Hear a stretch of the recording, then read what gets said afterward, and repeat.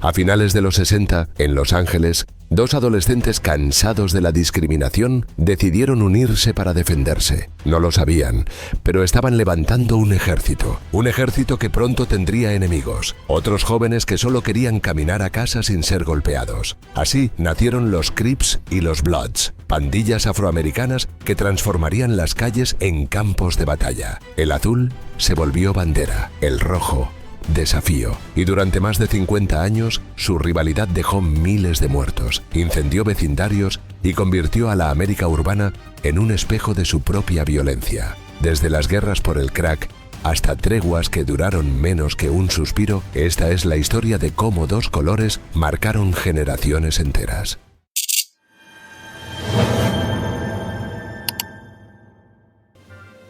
Todo esto empezó en las calles de South Central Los Ángeles, por allá por 1969 aproximadamente, cuando dos estudiantes de secundaria, Raymond Washington y Stanley Tookie Williams, estaban hartos de que los demás pasaran por encima de ellos. No eran políticos ni activistas, mucho menos héroes comunitarios. Eran solo dos tipos que querían unirse para no terminar apaleados por las otras pandillas del barrio. Así, sin dramas ni ceremonias, nacieron los Crips, conformados en un inicio por muchachos afroamericanos de apenas 16 o 17 años. Al principio ni siquiera se llamaban así. Dicen que el nombre original era Crips, que traducido sería algo así como chiquillos, pero algo pasó en el camino y terminaron con su apodo actual. Hay teorías al respecto, que si usaban bastones, cripples en inglés, que si era jerga callejera, que si alguien lo pronunció mal y caló entre sus integrantes, lo único seguro es que forjaron una identidad muy marcada. Curtis Buddha Morrow, uno de los miembros fundadores, no solo tenía un nombre de leyenda, también un estilo inconfundible. Usaba jeans, camisa y tirantes de color azul oscuro. Pero el detalle clave era su pañuelo azul, el símbolo que pronto se convertiría en parte esencial de la pandilla.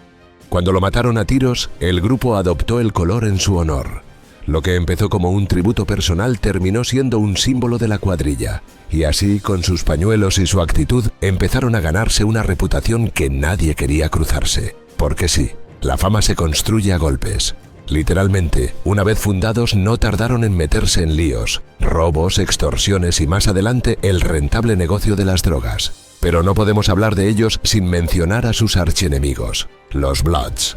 Esta pandilla nació en las calles de Compton a principios de la década siguiente. Los Crips ya llevaban un par de años aterrorizando el barrio cuando hicieron su aparición y otros grupos afroamericanos estaban francamente obstinados de su dominio. Entre ellos, los Piru Street Boys, liderados por Sylvester Scott, y los West Piru, organizados por Benson Owens, que no estaban dispuestos a dejarse pisotear. Su solución de manual fue unirse para plantar cara. Así nació el nuevo bando, y así empezó una rivalidad que convirtió las calles de Los Ángeles en un campo de batalla. Indudablemente, este no fue un proceso fortuito ni de un solo día. Se forjaron bajo los golpes. Luego vino la unión. En la madrugada del 21 de marzo de 1972, por ejemplo, Robert Ballou Jr., un chico de 16 años, estudiante de una buena escuela y jugador de fútbol americano, salió del Hollywood Palladium después de un concierto de Wilson Pickett y Curtis Mayfield. Lo que prometía ser una noche inolvidable se transformó en una pesadilla cuando cerca de 20 Crips lo acorralaron.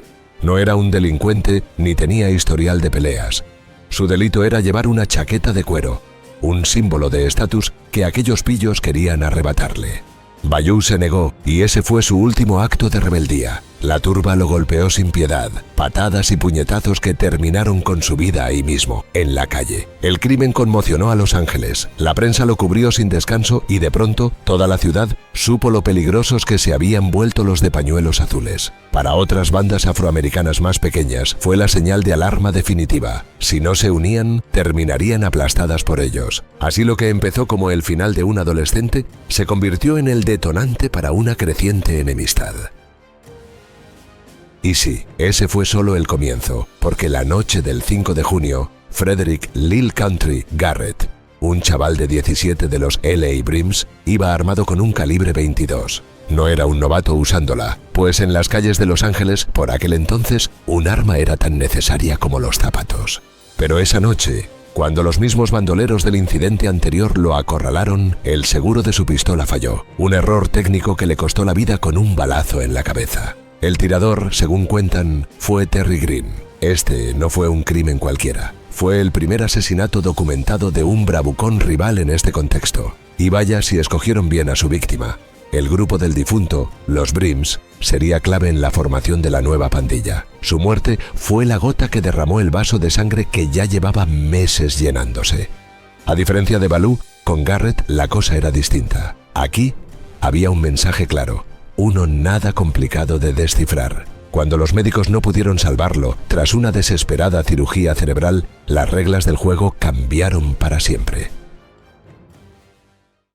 Los azules eran legión, mientras que los Brims, Pyrrhus y Athens Park Boys eran pequeños y actuaban por separado. Aquella muerte les hizo ver la cruda realidad. O se organizaban o se iban a visitar a San Pedro, o al mismísimo Lucifer. Así que tomaron el color rojo como estandarte, para diferenciarse del azul rival, y nacieron los Bloods como fuerza unificada. Esta última expresión es un poco figurada, pues no eran un ejército organizado. Más bien, se trataba de una federación caótica de grupos que solo tenían en común dos cosas: el odio compartido contra un mismo grupo y la simbología. Lo irónico es que Garrett ni siquiera llegó a ver nacer oficialmente a los Bloods. Se convirtió en mártir de una guerra que apenas comenzaba. Eran menos en cantidad, sí, aunque más agresivos. Si los Crips daban un golpe, ellos procuraban devolver dos. Detrás de todo esto, por supuesto, estaba el mismo desmadre que había creado a sus enemigos: segregación racial y contratos racistas que los encerraban en Watts y South Central. Los trabajos industriales desaparecieron, la policía los hostigaba y el gobierno vigilaba a cualquiera que alzara la voz. Como guindilla del pastel, el vacío que dejaron los Black Panthers después de que el FBI los despedazara dejó el camino abierto para nuevas organizaciones. Y de ese modo, sin oportunidades ni líderes políticos, las pandillas se convirtieron en familia, identidad y negocio. Tanto así que no pasaron desapercibidos entre los vecinos del barrio. Resulta que se hartaron de tanto espectáculo degradante y le armaron bronca al gobierno. Por eso, el condado de Los Ángeles decidió que ya era hora de poner orden y crearon la Street Gang Detail, una unidad especial para cazar gamberros de este tipo. Pero, oh sorpresa, en vez de acabar con el problema, lo empeoraron. Las redadas policiales solo lograron que más jóvenes se unieran a los criminales en Watts, Compton e Inglewood. Y para rematar, en 1977, los policías concluyeron que, si ellos jugaban sucio, ellos jugarían más sucio todavía. Así nació Crash, otra unidad similar que, siendo honestos, era el renacimiento de otra unidad llamada Trash. Para alguien que no sepa inglés, literalmente el nombre de la versión anterior significaba basura. El objetivo oficial era frenar la violencia asociada a estos grupos y no solo debían prevenir crímenes, sino infiltrarse, recolectar inteligencia y compartir información entre distritos. Y como era de esperarse, tampoco funcionó. Para finales de esa década, los Bloods ya tenían alrededor de 15 divisiones, llamadas sets, aunque seguían siendo numéricamente inferiores que sus adversarios. Estos últimos contaban con 45 sets, fuertemente involucrados en la producción y el tráfico de drogas. La noche del 9 de agosto de 1979 fue particularmente dura para ellos.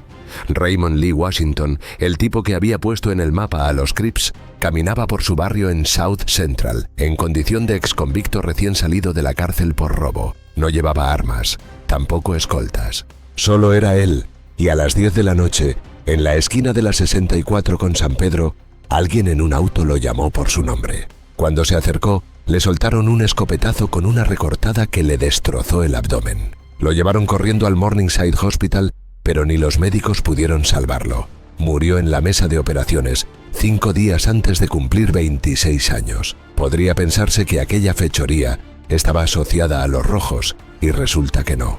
En realidad, podría ser un entramado aún más oscuro. Él ya no controlaba el monstruo que había ayudado a crear. El grupo fundado por él ya no era una pandilla, sino docenas de facciones guerreando entre sí y contra sus viejos enemigos. Se rumora que inclusive él estaba considerando la posibilidad de alejarse de todo ese desmadre.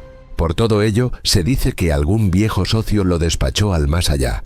En todo caso, el asesinato nunca se resolvió. Ni detenciones ni culpables. Solo teorías callejeras. Muchos apuntaban a los Hoover Crips, que después se harían llamar Hoover Criminals, lo que desató una ola de violencia entre facciones internas que se odiaban más entre ellos que a los propios Bloods. Con Washington muerto, cualquier ilusión de unidad se esfumó. Lo que quedó fue un archipiélago de clanes disputándose territorios, drogas y reputación, y lo que siguió fue una guerra civil entre sets que haría parecer la rivalidad con sus enemigos originales un juego de niños. Los Rolling 60 Neighborhood Crips y los 8 Trey Gangster Crips se convirtieron en los bandos principales de esta pelea, arrastrando a otras facciones a elegir lado. Y para ser parte de aquel conglomerado en los años 80, no bastaba con odiar a los Bloods. Tenías que estar listo para acribillar a tu propio socio solo porque pertenecía a un set diferente. Los East Coast Crips y los Hoover Crips, por su parte, ya no querían saber nada del resto y se declararon independientes. A la par, el negocio de las drogas explotaba. PCP, marihuana, anfetaminas. Cada rinconcito era un mercado y cada mercado un campo de batalla. La plata fluía, pero la lealtad por dominar el mercado se esfumó. Claro, en medio de todas esas sustancias se estaba presentando una indudable ganadora: el crack. Todo había iniciado cuando los narcos colombianos, ahogados en un exceso de cocaína en polvo, tuvieron la brillante idea de convertirla en piedras baratas, que hasta el más miserable podría comprar. Así nació el crack y con él, la gasolina que avivaría las viejas rencillas entre equipos. Para 1981, el rock cocaine ya se asomaba en los radares policiales. Sin embargo, fue entre el 82 y el 84 cuando explotó literalmente. De pronto, cualquier ladito en South Central tenía su crack house, donde por $5 te daban un viaje instantáneo al infierno. La policía hacía redadas y, muy a su pesar, era como intentar tapar el sol con un dedo. El producto era demasiado barato, adictivo y rentable al mismo tiempo. Las pandillas, que antes peleaban por territorio o reputación, ahora tenían un negocio millonario en sus manos. Y en medio del auge, un tal Freeway Rick Ross convirtió a los Bloods y Crips en sus distribuidores estrella, transformando los proyectos de Watts en mercados de droga al aire libre. Basta imaginar la escena. En vez de puestos de perritos calientes, vendedores de piedra. El sueño americano, versión piedras alucinógenas. El dinero fluía como nunca. Adolescentes que antes entraban a los clanes por protección, ahora lo hacían por los fajos de billetes. Fortuitamente, el negocio estaba tan boyante que hasta actualizaron su arsenal. Adiós a las pistolas cutres, hola a las Mac 10 y UCIs. Los tiroteos desde vehículos se volvieron el pan de cada día, llevándose por delante a propios y adversarios, inclusive a civiles que estaban en el lugar equivocado y en el momento equivocado. El gobierno de Reagan, creyendo que ayudaba, recortaba programas sociales como si fueran cupones caducados, empeorando la pobreza que alimentaba todo este desmadre. Mientras tanto, no podemos olvidar un detalle clave. El azul era el color de los Crips y el rojo el de los Bloods. Equivocarse de color en el barrio equivocado. Digamos que esas personas no llegaban a ver el próximo episodio de Miami Vice. Lo peor era cuando algún despistado sin relación con ellos llevaba los colores prohibidos y terminaba pagando el pato. En ese sentido, el paisaje urbano era distópico. Madres llorando a sus hijos muertos, hospitales llenos de bebés adictos y policías que ya ni sabían cuál bando balaceaba a cuál. Estos últimos estaban cansados y determinados a darle un freno de mano a todo aquello. Por eso, el jefe de policía Daryl Gates preparaba su propia movida, la Operación Martillo. El detonante fue un tiroteo en una fiesta de cumpleaños en South Central, donde balas perdidas convirtieron un frontis en zona de guerra. Para limpiar la imagen de la ciudad, el Departamento de Policía redescubrió viejas leyes antisindicalistas del siglo XIX, originalmente creadas para fastidiar a obreros revoltosos, y las usó para cazar bandoleros. Naturalmente, lo que empezó como limpieza temporal se convirtió en política permanente. y para 1987 Gates resolvió que, si el martillo funcionaba, había que usarlo para aplastar, no solo golpear. El modus operandi era simple: 1000 policías invadiendo South Central como ejército de ocupación. En abril del 88 batieron récord: 1453 arrestos en un solo fin de semana. La táctica era arrestando primero y preguntando después. Patrullas sacaban a jóvenes de sus casas a medianoche, los tiraban boca abajo en el pavimento y si protestaban, les recordaban quién mandaba con su respectivo porrazo. En agosto de ese año, 2 edificios de apartamentos quedaron como zona de guerra después de una redada. Fotos familiares destrozadas, muebles hechos añicos y como toque artístico, grafitis de Los Angeles Police Department Rules en las paredes. Todo esto sin encontrar ni un gramo de drogas o armas. Gates creía que con suficiente mano dura las cuadrillas se rendirían, aunque los Crips y Bloods, lejos de desaparecer, se radicalizaron. Las redadas interrumpían el negocio unos días, pero el crack seguía fluyendo y las rencillas se volvían más violentas por los territorios que quedaban. Y para remate, cada redada era un reclutamiento forzado para las bandas porque las hizo más necesarias que nunca como protección contra los abusos policiales. A la par ocurrían 2 eventos muy llamativos. El primero tiene que ver con un pequeño país centroamericano, que no es de los más conocidos. Hablamos de Belice, fronterizo con Guatemala y México, que recibió un paquete postal que nunca pidió: la ofensiva entre estos 2 equipos. Resulta ser que unos beliceños que habían huido del huracán Hattie en 1961 terminaron enrolados en aquellas pandillas. Cuando el gobierno gringo empezó a deportarlos en los años 80, estos muchachos no volvieron con sueños de paz ni propósito de enmienda, sino con pañuelos rojos y azules bajo el brazo. La ciudad de Belice, que hasta entonces tenía sus broncas locales, de pronto vio aparecer una nueva moda importada: colores que dividían barrios, códigos de lealtad criminal y, sobre todo, una obsesión por replicar las guerras que habían dejado atrás. Los deportados llegaron con 3 cosas que conquistaron a la juventud beliceña y que por añadidura los delataba: ropa de marca, armas gringas y dólares manchados de sangre. Y la película Colors no mejoraba el panorama. Ese filme de Dennis Hopper que glorificaba la vida amponil terminó siendo el manual de instrucciones para adolescentes beliceños. De la noche a la mañana, las pandillas locales dejaron de ser grupos de barrio para convertirse en franquicias oficiales de los Bloods y Crips, aunque con sazón caribeño, mezclando el criollo beliceño con el slang angelino y añadiendo un toque de influencia jamaiquina para darle más sabor. Pero el negocio que realmente lanzó leña al fuego fue el narcotráfico. Belice, con su costa caribeña perfecta para mover cocaína hacia Norteamérica, se convirtió en el patio trasero de los carteles y de los grupos enemistados de Los Ángeles. Y lo segundo es que, en medio del conflicto en la urbe californiana, la situación era tan absurda que hasta hacer una simple compra en una tienda era una aventura extrema. Skip Townsend, un rojo de West Adams, lo resumió perfectamente. Ni siquiera podía llenar el tanque de gasolina, no podía ir al supermercado. Yo no podía hacer nada sin interactuar con alguien que quisiera partirme la cara, o yo tendría que partírsela a él. De hecho, poco después se supo que las cifras eran de escándalo. Había casi 23.000 Crips y algo más de 8.000 Bloods solo en el condado de Los Ángeles. Y ahora tenían un nuevo enemigo común: la hispana 18th Street, con sus 6.000 miembros hambrientos de territorio.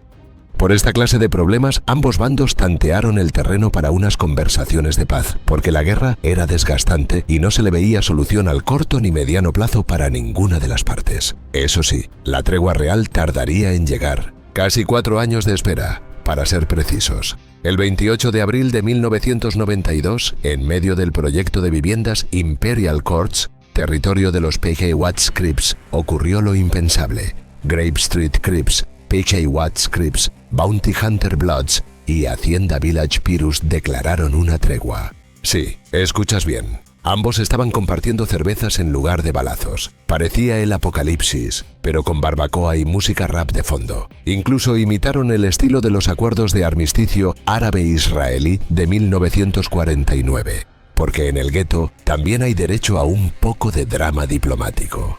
El documento era una joya literaria. Acepto el deber de honrar y defender el espíritu del rojo, azul y morado, decía. Parece chiste, pero es anécdota. Lo mejor de todo era la cláusula que convertía en tabú lanzar señas de pandilla, algo así como pedirle a McDonald's que deje de vender hamburguesas con papas fritas.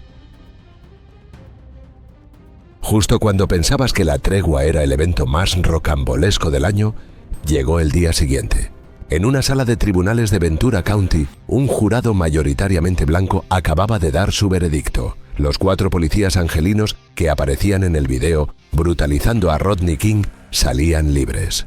El video de ese pobre sujeto, grabado por George Holiday en marzo del año anterior, había dado la vuelta al mundo. Mostraba a Stacy Kuhn y sus colegas descargando una lluvia de golpes sobre un hombre que ya estaba en el suelo. El juicio se movió a un condado conservador y el resultado se tornó predecible. Solo 7 días de deliberación para decirle a Los Ángeles y en especial a South Central que la vida de un hombre afrodescendiente valía menos que el uniforme de quienes lo habían apaleado.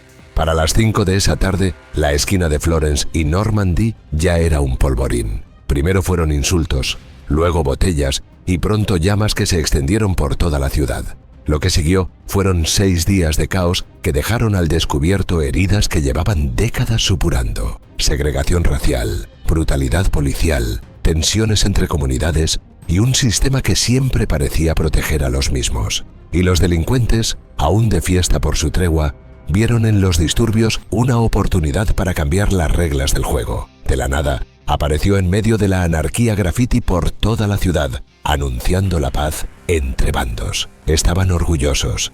El 3 de mayo, los temibles Pirus se unieron al pacto, lo cual ameritaba más celebración. Fue tal la magnitud de lo ocurrido que Daryl Gates, el mismo de las tácticas agresivas del pasado contra ellos, esta vez ordenó a sus oficiales retroceder. La ciudad ardía y el departamento que se jactaba de ser el más duro del país parecía paralizado. Tuvo que llegar la Guardia Nacional y hasta el ejército para intentar controlar el desastre. Los números finales eran brutales: 63 muertos, miles de heridos, 12.000 arrestos y daños por $1.000 millones. Koreatown quedó devastado, no solo por los saqueos, sino por años de tensiones raciales no resueltas. En medio del infierno apareció el propio Rodney King, con un mensaje que quedó para la historia. ¿Podemos llevarnos bien?, dijo. Era la pregunta que resumía décadas de desigualdad. Cuando el humo se disipó, Gates renunció. Llegaron promesas de reforma policial y la ciudad tuvo que enfrentar sus demonios. Los pandilleros, por su lado, ya tenían organizado un picnic de unidad que parecía sacado de un mal sueño de los policías. Más de 5.000 personas, incluida la congresista demócrata Maxine Waters, compartiendo espacio con los integrantes de ambas partes, ahora reconciliadas. Se podrá pensar lo que sea, pero sí tuvo su efectividad. De hecho, entre ese año y el siguiente, por primera vez en una década, las muertes relacionadas con ellos y otras asociaciones similares bajaron un 10%.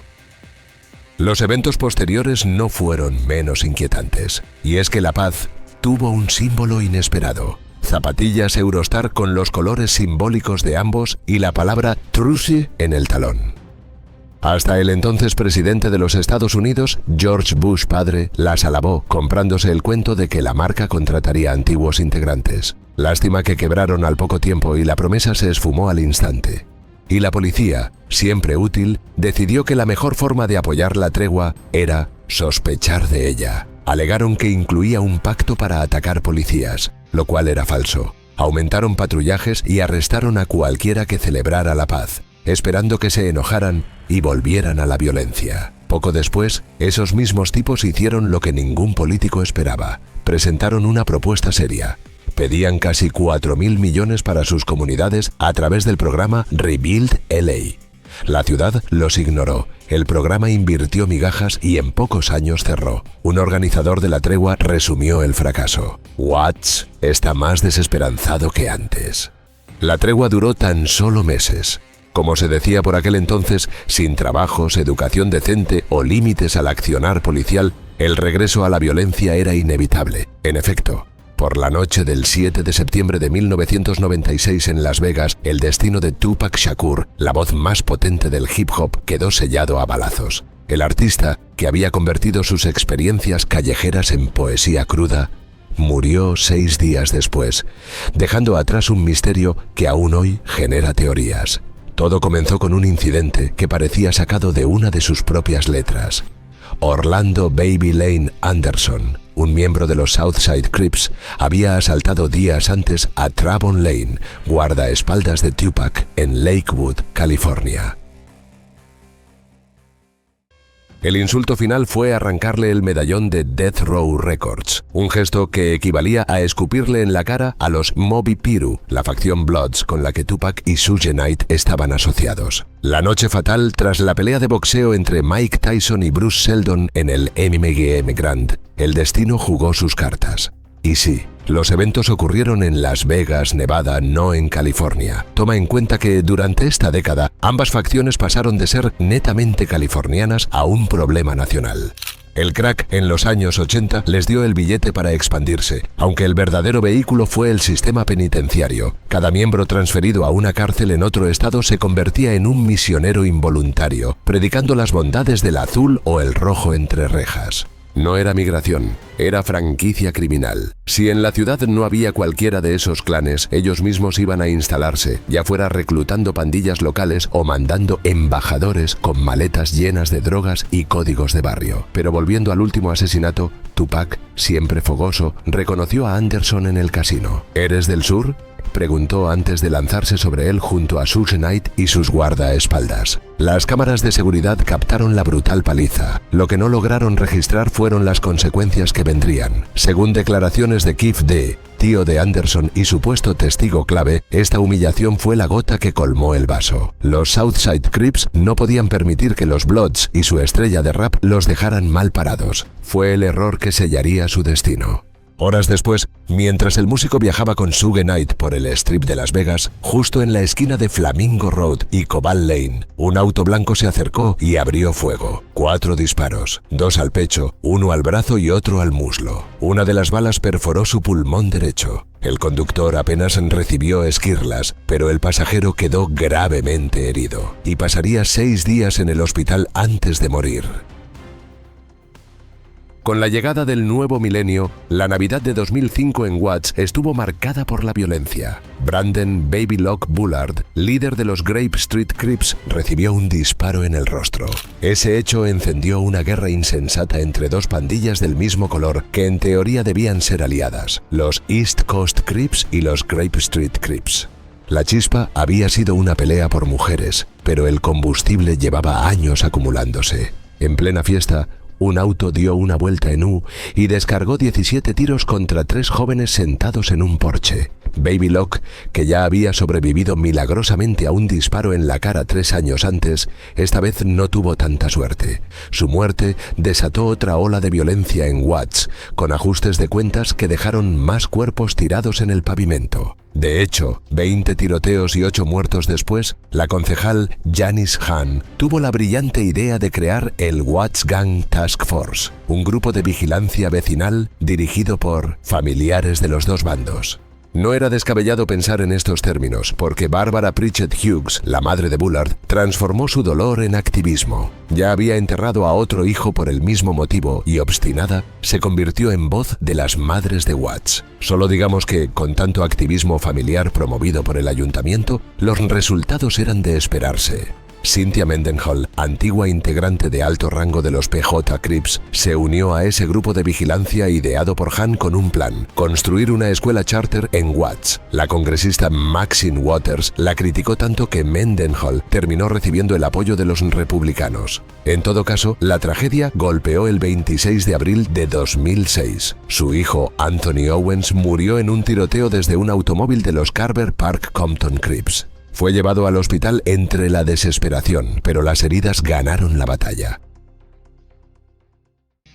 Una tregua momentánea, producto de sus propios excesos, como si la muerte les recordara por un instante que todos sangraban igual. La desconsolada madre, en vez de pedir venganza, rogó a las partes que no continuaran el ciclo de violencia.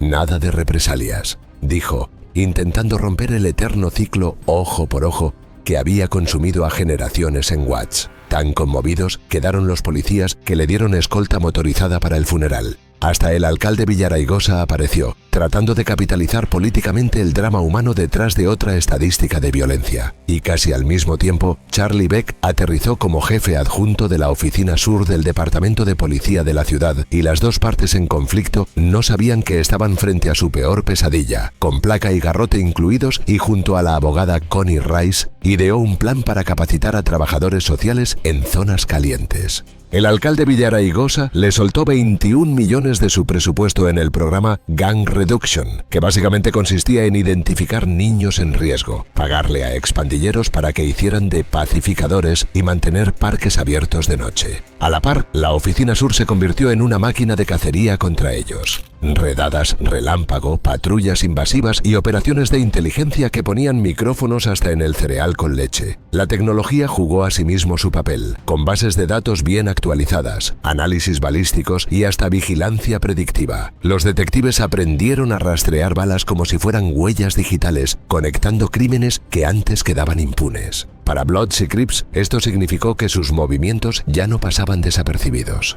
La idea era tan lógica que funcionó. Beck ascendió a jefe de todo el departamento de policía y para 2013 la violencia en Watts bajó un 30%. No sin controversia, obviamente, porque algunos celebraban la baja en homicidios, pero las comunidades negras veían estas tácticas como acoso institucionalizado. Todo un éxito en su carrera policial, aunque la guerra no paró, porque en San Diego, por 2011, cuando los azules liquidaron a un miembro de los rojos, la maquinaria de venganza se puso en marcha. En este contexto, Nicholas Hoskins, un Blood con presencia en redes sociales, terminó en el ojo del huracán por algo que haría reír a cualquiera: publicar tonterías apoyando la violencia pandillera. El fiscal pintó a Hoskins como una mente maestra criminal, acusándolo de conspiración para asesinar junto a otros 20 asociados. Su prueba estrella eran posts en redes, celebrando ataques contra rivales y fotos posando con armas. Eso fue suficiente para que le impusieran 25 años de prisión. Parecía otro caso más de justicia rápida contra grupos de este tipo, hasta que la Corte Suprema de California detuvo el proceso. Los jueces anularon la condena con un argumento peculiar: ser un animador digital de la violencia no equivale a planear homicidios concretos. Sin acuerdos específicos sobre blancos, fechas o lugares, aquellos mensajes tenían el mismo valor que los comentarios de un troll en Twitter. Tan solo un año después, el pueblo de Hempstead, en Nueva York, se convirtió en el escenario de uno de los enfrentamientos más sangrientos entre ambos fuera de California. Todo por controlar un estratégico punto de drogas que hizo que este suburbio de 55.000 habitantes viviera su propio thriller versión Long Island. Sencillamente, la temporada empezó con escaramuzas y terminó con 56 personas baleadas, de las cuales 40 fueron solo en Hempstead, 10 muertos y varios sobrevivientes condenados a sillas de ruedas. Pero el verdadero clímax llegó cuando los Crips, con mentalidad perversa, organizaron una falsa tregua para emboscar a 2 líderes Bloods. El resultado fue que los sobrevivientes rojos, probablemente hartos de que los vendieran tan fácil, se rebautizaron como Very Crispy Gangsters, algo así como mafiosos bien tostados. Además, mientras Hempstead se desangraba, el resto del país ni se enteraba. Aquí no hubo cobertura mediática como en Los Ángeles, ni raperos famosos tomando partido. Aunque claro, el cementerio dejado por esta guerra absurda ya superaba los 20.000 muertos, según se supo un tiempo después. Luego, ya a mitad de década, la policía de Baltimore anunció que ambos bandos beligerantes y la Black Guerrilla Family, archienemigos históricos, se habían aliado. Según ellos, miembros de las pandillas aparecieron juntos en una iglesia pidiendo paz, como si de pronto hubieran encontrado un enemigo común más grande que sus rencillas.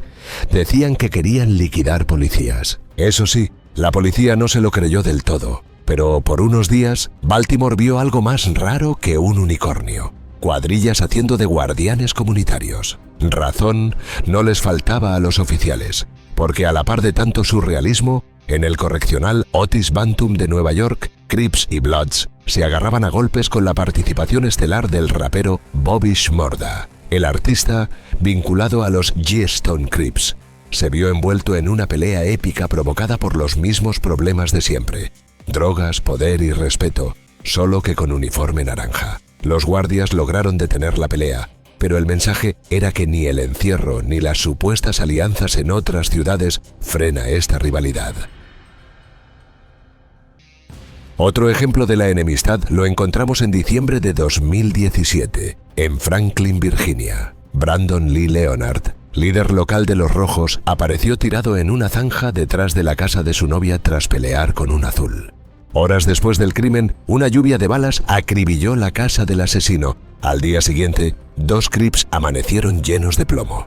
2 años luego, un Crip publicó un marcador de 1-0 a favor de ellos y un video cantando "Cumpleaños feliz" a Leonard mientras imitaba disparos. Error fatal. El mismo tipo terminó hospitalizado con más agujeros que un colador gracias a los Bloods que no aceptaban perder ni en redes sociales. La muerte que realmente conmovió al mundo llegó el 31 de marzo, 2 años más tarde. El asfalto de Slauson Avenue, en pleno corazón de South Los Ángeles, se tiñó de rojo.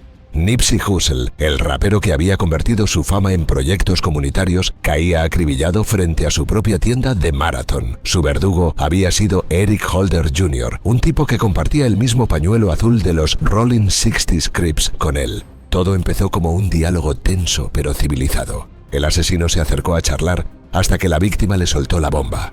Escuché rumores de que estás cooperando con la policía. En las calles, hay pocas acusaciones más graves que la de ser un soplón. El ofendido se retiró momentáneamente y regresó 10 minutos después con 2 pistolas y una sed de venganza. 10 balas lo impactaron. Y como para asegurarse, su homicida le dio una patada en la cabeza antes de huir. 2 transeúntes también recibieron plomo, porque en estas historias siempre hay daños colaterales.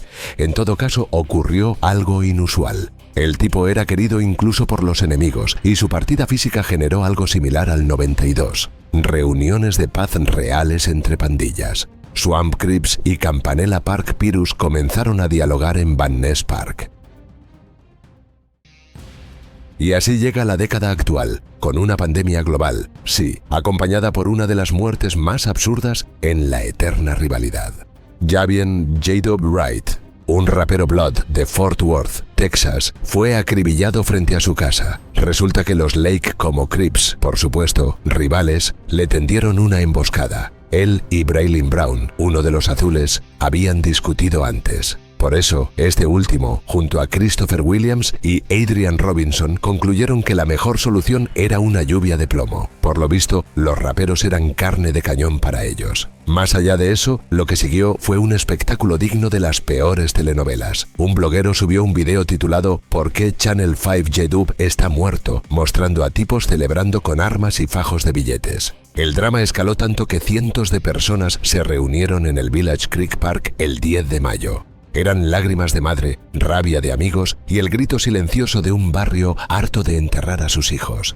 Tanto esfuerzo solo para terminar en un tiroteo con 5 heridos. Tiempo perdido, porque hubo 0 respuestas y más balas perdidas.